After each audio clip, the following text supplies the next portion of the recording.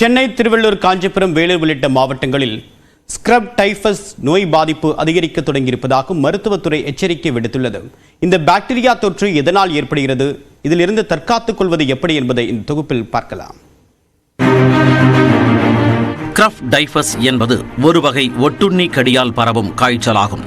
காடுகள், மலைப்பகுதிகளில் வாழக்கூடிய ரிக்கட்சியா எனப்படும் பாக்டீரியாவால் பாதிக்கப்பட்ட உண்ணிகள் கடிக்கும் போது இந்த பாதிப்பு ஏற்படுகிறது. உலகம் முழுவதும் ஆண்டுதோறும் 10 லட்சம் பேர் ஸ்க்ரப் டைஃபஸ் நோயால் பாதிக்கப்பட்டு வருகின்றனர். தமிழ்நாட்டை பொறுத்தவரை மேற்கு தொடர்ச்சி மலைப்பகுதியை ஒட்டிய மாவட்டங்கள் மற்றும் கிருஷ்ணகிரி உள்ளிட்ட பகுதிகளில் இந்த பாதிப்பு தொடர்ந்து வந்தது. தற்போது இது சென்னை, திருவள்ளூர், காஞ்சிபுரம், செங்கல்பட்டு, திருப்பத்தூர், ராணிப்பேட்டை, வேலூர் மாவட்டங்களில் கூட பரவி வருவதாக மருத்துவத்துறை அதிகாரிகள் எச்சரிக்கின்றனர். ஒரு மனிதர்கிட்ட இன்னொரு மனிதருக்கு பரவாது. இது மோஸ்ட்லி இந்த டிக்ஸ் அண்ட் மைட்ஸ்ல ஒரு காமனான இன்ஃபெக்ஷன். அச்சம் தேவையில்லை. இட்ஸ் மெயின்ல ஃபார் அன் அவேர்னஸ் தான். எந்த பகுதியிலும் கேசஸ் வர வாய்ப்பு இருக்கு. மெயினா அந்த முட்புதர்கள் இதான் அந்த உண்ணி இருக்கிறதுக்கான வாய்ப்புகள் அதிகம் உள்ளது. இதை கிளீன் பண்ணிக்கங்க.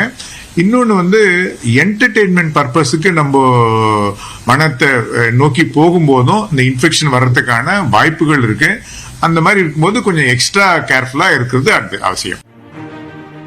இந்த தொற்று பாதிக்கப்பட்ட நபர்களுக்கு காய்ச்சல், குளிர் நடுக்கம், உடல் சோர்வு, உடல் வலி, தலைவலி, இருமல், நெறிகட்டி கொள்ளுதல் போன்ற பாதிப்புகள் ஏற்படுகின்றன.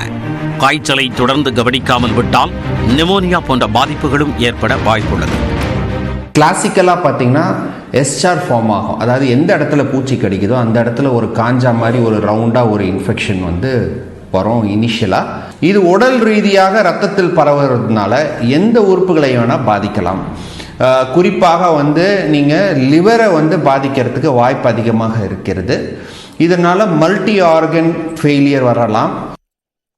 ஒட்டுண்ணி கடிப்பது மற்றும் ஒட்டுண்ணி கடியால் பாதிக்கப்பட்ட வளர்ப்பு நாய்கள், பூனைகளால் மட்டுமே இந்த பாதிப்பு மனிதர்களை தாக்குவதால் அவற்றில் இருந்து விலகி இருந்தாலே இதுபோன்ற பாதிப்பை தவிர்க்கலாம் என்கின்றனர் மருத்துவ அதிகாரிகள். ஸ்கின்ல ஏதாவது ஒரு ஐடென்டிஃபிகேஷன், ஒரு ரேஷஸோ இல்ல இந்த மாதிரி ஒரு பூச்சிக்கடிக்கான அறிகுறியோ நீங்க இனிஷியல் ஸ்டேஜ்ல கண்டுபிடிச்சிட்டீங்கன்னா இது உடனுக்குடன் மருத்துவர்களிடம் நீங்க அணுகி இமிடியேட்டா ட்ரீட்மெண்ட் பண்ணிக்கிறது ரொம்ப ரொம்ப அவசியம். இன்னொன்னு இது இனிஷியல் ஸ்டேஜ்ல இதை கண்டுபிடிச்சு ட்ரீட்மெண்ட் பண்றது ரொம்ப எளிதான ஒரு விஷயம். கர்ப்பிணிகள், முதியவர்கள், குழந்தைகள் இந்த தொற்றால் பாதிக்கப்படும் போது முறையான சிகிச்சை பெறுவது அவசியமாகும்.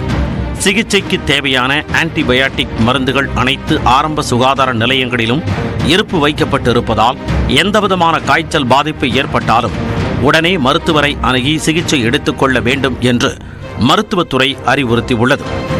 நியூஸ் 18 தமிழ்நாடு தொலைக்காட்சி செய்திகளுக்காக ஒளிப்பதிவாளர் அஞ்சித்துடன் செய்தியாளர் ரகுவரன்.